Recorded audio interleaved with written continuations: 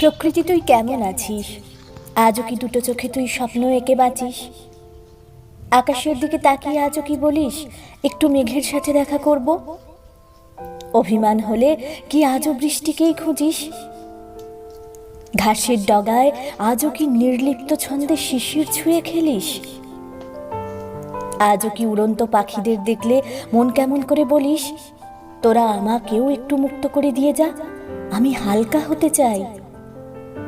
আজও কি পড়ন্ত বিকেল বেলায় তুই একইভাবে ভয় পাস যে হঠাৎ করেই তুই সন্ধ্যের গভীর আধারের অতলে তলিয়ে যাবি? বাতাসের সাথে গা ভাসিয়ে এখনো কি আগের মতোই উন্মাদ হতে পারিস?